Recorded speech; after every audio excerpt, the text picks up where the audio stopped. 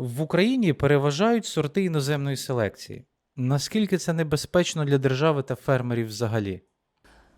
Ну, скажем так, что селекция иностранная у нас переважает, ну, преимущество это, ну, пускай не по всем культурам, ну, по таким культурам, как подсолнечник, рапс, это соя, да, здесь наблюдается тенденция. Вот, и я считаю, что здесь также отношение государства к нашим научным установам, к нашим селекционерам, здесь сокращаются программы научные по исследованиям, вот, сокращается молодежь, уходит, даже есть талантливая молодежь, которая защищает кандидатские диссертации и уходит в фирмы работать. Вот. Ну, а остаются люди, которые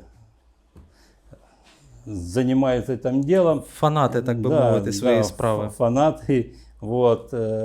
Ну, здесь, скажем, ну, еще влияет также зарплаты, кроме того, что ну, у нас институт проводит координацию по исследованиям по Академии аграрных наук Украины, исследования по селекции всех масличных культур, кроме подсолнечника, а также технологии их выращивания.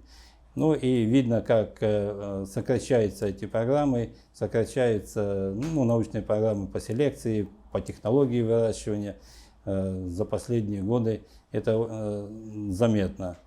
Вот. Вторая причина, то, что как бы селекция иностранная занимает большее место, это, ну, я считаю, семеноводство.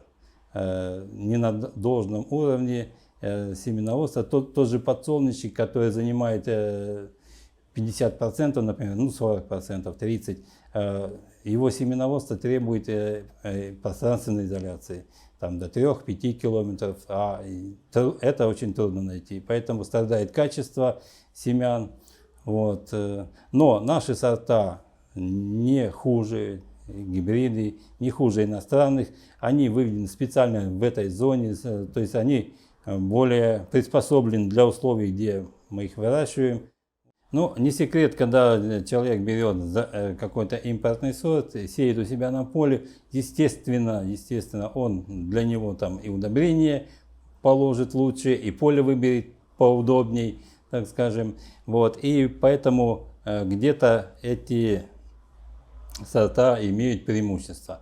Но, например, в условиях, когда стрессовые условия для нашей зоны, например, взять 2012 год, когда была засуха, было видно по демполигону разницу между нашими сортами гибридными, например, на подсолнечке, и зарубежными. Если наши как бы что-то выдерживали, где какую-то урожайность давали, то зарубежные в этот год вообще были, можно сказать, на нуле.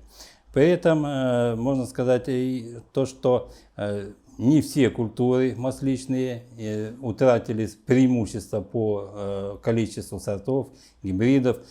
Культуры, которые так мало распространенные, это там лен, горчица. Здесь преимущество по количеству сортов это украинские сорта и гибриды. Ну, например, лен до сих пор занимает, ну, институт наш занимает лидирующее место, я думаю, будет занимать. И в реестре сортов больше 50% это сорта Института масличных культур, как по льну, так и по горчице.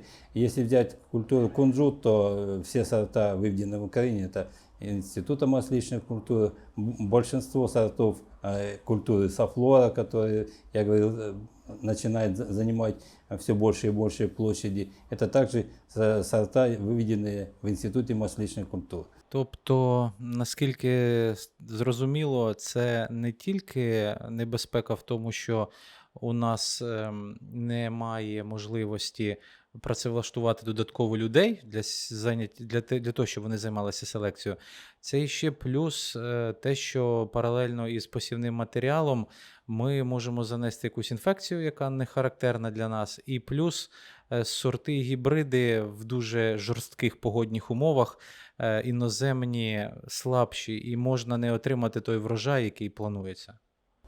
Да, согласен с вами. Да, здесь вот какой-то процент там болезней, я думаю, это постепенно, особенно здесь, можно сказать, это и по заразихе, которые заносятся с семенами новые расы, и они здесь перепыляются, вот, и создаются еще более агрессивные расы, и поэтому проявляется их негативная роль этого паразита в отдельные годы на отдельных полях очень существенно.